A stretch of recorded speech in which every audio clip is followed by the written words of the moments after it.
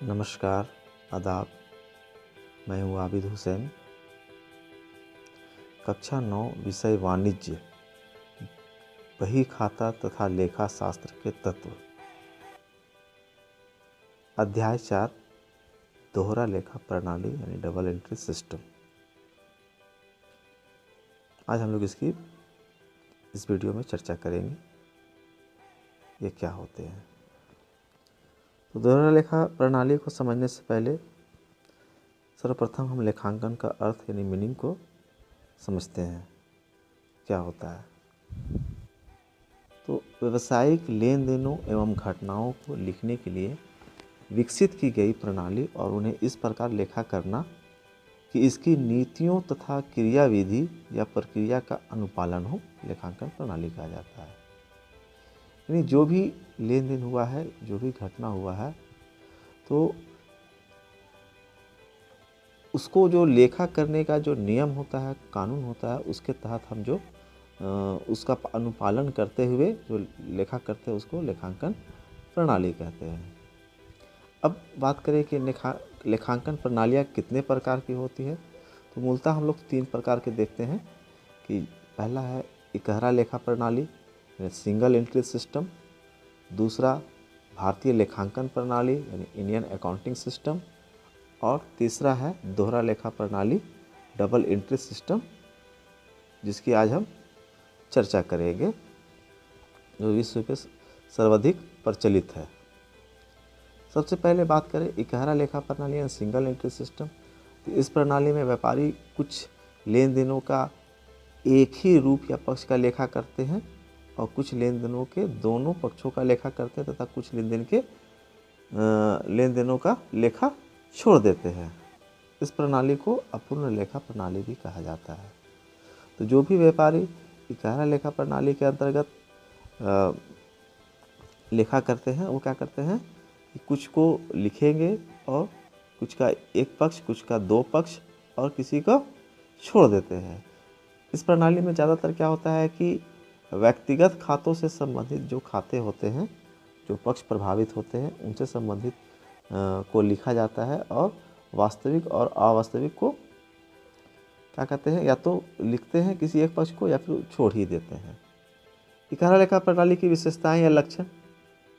इसकी विशेषता या लक्षण की अगर हम बात करें तो इस प्रणाली में व्यक्तिगत खातों को अधिक महत्व दिया जाता है और इसमें लेनदारों तथा देनदारों के खाते खोले जाते हैं। इस प्रणाली के अंतर्गत सिर्फ लेनदार और देनदार का ही खाता खोला जाता है। वस्तु या संपत्ति या आय व्यय से संबंधित खाता का लेखा नहीं किया जाता है। इस प्रणाली में निजी एवं व्यापारिक लेन देनों के लिए एक ही रोकड़ बही रखी जाती है।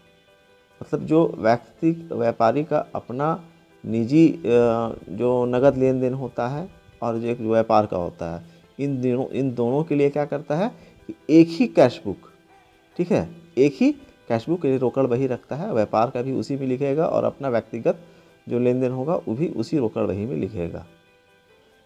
अब बात करें कि इस प्रणाली में वास्तविक खाता यानी रियल अकाउंट तथा अवास्तविक खाता नहीं खोले जाते हैं। यानी कि जब सिंगल एंट्री सिस्टम के तहत जब लेखे किए जाते हैं तो वस्तु या संपत्ति या आय या व्यय से संबंधित जो भी खाते होते हैं उनका लेखा इस प्रणाली के तहत नहीं किया जाता है। यह प्रणाली छोटे व्यापारिक फर्मों के लिए अधिक प्रयोग किया जाता है क्योंकि यह प्रणाली बहुत सरल एवं लोचप्रद है। यह प्रणाली बहुत छोटे व्यापारियों के लिए इस्तेमाल किया जाता है जिन्हें बहुत ज़्यादा लेखा जोखा या बहुत ज़्यादा ज्ञान की आवश्यकता नहीं होती है। एक छोटा सा कोई भी आदमी इसको लिख सकता है। अब बात करें इकहरा लेखा प्रणाली के दोष। तो इसके दोष में क्या है कि केवल व्यक्तिगत खातों को महत्व दिया जाता है।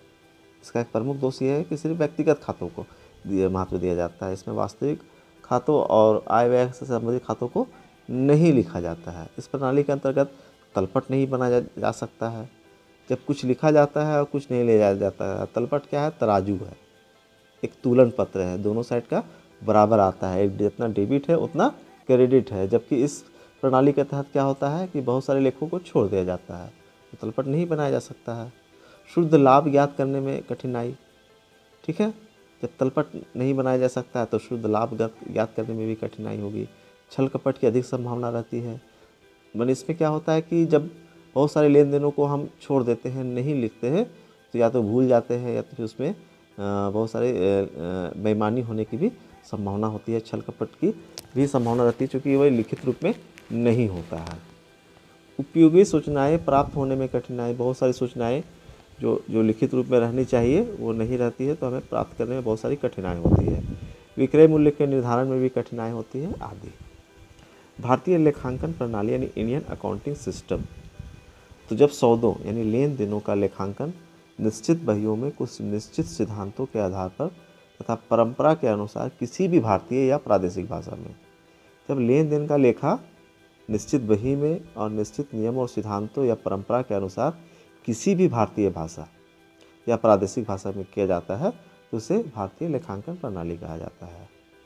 जब लेखांकन हम निश्चित नियम और परंपरा के आधार पर भारतीय भाषा जैसे हिंदी, गुजराती, मराठी, बांग्ला यानी जो भी भारतीय भाषाएं हैं, उन भाषाओं में अगर हम लेखांकन करते हैं तो उसे क्या कहेंगे? भारतीय लेखांकन प्रणाली कहेंगे। इसे महाजनी बही खाता या मुनीमी बही खाता प्रणाली भी कहा जाता है। इस प्रणाली में प्रायः मुड़िया भाषा का प्रयोग किया जाता है। भारतीय लेखांकन प्रणाली में सर्वाधिक प्रयोग किसका होता है? मुड़िया भाषा का प्रयोग किया जाता है। इस प्रणाली में व्यापार खाता यानी ट्रेडिंग अकाउंट नहीं बनाया जाता है, बल्कि माल खाता ही क्या करते हैं? व्यापार खाता का कार्य करता है। तो जब भारतीय लेखांकन प्रणाली के तहत लेखे किए जाते हैं तो क्या होता है कि व्यापार खाता नहीं बनाया जाता है। इसमें एक विशेष प्रकार की काली स्याही का प्रयोग किया जाता है। जब इसमें लेखे किए जाते हैं तो एक विशेष प्रकार के काली स्याही का प्रयोग किया जाता है। भारतीय लेखांकन प्रणाली में रोकड़ बही में नकद एवं उधार दोनों प्रकार के सौदे लिखे जाते हैं। जबकि हम जानते हैं कि रोकड़ बही में से जो नकद से संबंधित है, जो रोकड़ से संबंधित है, जो लेन देन हुए हैं, उसका लेखा किया जाता है। लेकिन भारतीय लेखांकन प्रणाली में क्या होता है कि नकद और उधार का भी लेखा रोकड़ बही में किया जाता है। जो लेन देन उधार में किए गए हैं उनका भी लेखा कहाँ होता है? रोकड़ बही में किए जाते हैं। और इसका ये क्या होता है कि प्रत्येक वर्ष नई बहियों का प्रयोग किया जाता है भारतीय लेखांकन प्रणाली के अंतर्गत। अब हम बात करते हैं तीसरा और सर्व प्रमुख जो सारे विश्व में प्रचलित है, दोहरा लेखा प्रणाली यानी डबल एंट्री सिस्टम। सबसे पहले हम इसकी बात करते हैं परिचय यानी इंट्रोडक्शन। तो दोहरा लेखा प्रणाली का आविष्कार इटली के फ्रा लुकास पेसियोली ने किया, इसलिए लुकास पेसियोली को पुस्तपालन का जन्मदाता कहा जाता है। फ्रा लुकास पेसियोली ने 1494 ईस्वी में एक पुस्तक सुम्मा डे अर्थमेटिका जियोमेट्रिका परपोर्शनी एट परपोर्शनलिटा के नाम से प्रकाशित हुई, जिसमें एक अध्याय थी डी कंप्यूसेट स्क्रप्चरिस। ठीक है, वास्तव में क्या थी? ये गणित की पुस्तक थी और ये इटालियन भाषा में थी। और इसी पुस्तक में पेसियोली ने प्रत्येक लेन देन के दोनों पहलुओं यानी पक्षों को नियम अनुसार लिखने की विधि की व्याख्या की। अर्थ, दोहरा लेखा प्रणाली के अर्थ, लेखाकर्म या लेखा शास्त्र के जिस प्रणाली में प्रत्येक सौदे या लेन देनों के दोनों रूपों या पहलुओं को यथास्थान लिखा जाता है उसे दोहरा लेखा प्रणाली कहा जाता है। यह प्रणाली इस सिद्धांत पर आधारित है कि प्रत्येक सौदे के दो रूप अथवा दो पहलू होते हैं, जैसे एक लाभ पाने वाला, दूसरा लाभ देने वाला, यानी एक पाने वाला एक देने वाला, एक आएगा तो दूसरा जाएगा। इस प्रणाली का प्रमुख सिद्धांत यह है कि प्रत्येक डेबिट के समतुल्य एक क्रेडिट तथा प्रत्येक क्रेडिट के बराबर एक क्या होता है? डेबिट की आवश्यकता होती है। यानी जितने अमाउंट से डेबिट होगा उतने ही अमाउंट से क्रेडिट होगा, तभी ये दोनों क्या होगा? एक बैलेंस बना रहेगा। जितने अमाउंट से डेबिट होगा उतने अमाउंट से वो क्रेडिट होगा। इसे द्विअंकन प्रणाली या द्विप्रविष्टि प्रणाली भी कहा जाता है। अब हम बात करें कि दोहरा लेखा प्रणाली की विशेषताएं। तो यह प्रणाली न्यायपूर्ण होती है। ठीक है, इस प्रणाली में लेन देन का लेखा नियम अनुसार किए जाते हैं कि कौन सा डेबिट होगा, कौन सा क्रेडिट होगा, खातों की पहचान करते हैं और उसको नियम सम्मत हम लोग लिखते हैं। इस प्रणाली में व्यक्तिगत तथा अव्यक्तिगत दोनों पहलुओं या पक्षों का लेखा किया जाता है। दोहरा लेखा प्रणाली में व्यक्ति से संबंधित, वस्तु से संबंधित और आय व्यय संबंधित, यानी व्यक्ति और अव्यक्तिगत दोनों जो भी मने लेन देन होते हैं उसका लेखा दोहरा लेखा प्रणाली के अंतर्गत किया जाता है। इस प्रणाली से अंगगणितीय संबंधी शुद्धता का ज्ञान प्राप्त होता है, यानी कि जितने अमाउंट से डेबिट होगा उतने अमाउंट से क्रेडिट होगा, यानी कि वो बराबर होना चाहिए। और इसे हम पता करने के लिए अंकगणितीय शुद्धता के लिए लेजर के बाद क्या करते हैं, हम एक तलपट बनाकर उसके अंकगणितीय शुद्धता का जांच कर लेते हैं।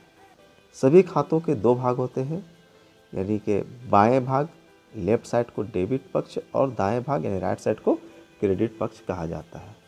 दोहरा लेखा प्रणाली के लाभ, तो यह एक वैज्ञानिक प्रणाली है। इस प्रणाली में डेबिट तथा क्रेडिट दोनों पक्षों का लेखा किया जाता है और इस प्रणाली के से अंकगणितीय शुद्धता की जांच हो जाती है। जालसाजी या धोखेबाजी की कम संभावना होती है क्योंकि सारे लेखे इसमें किए रहते हैं।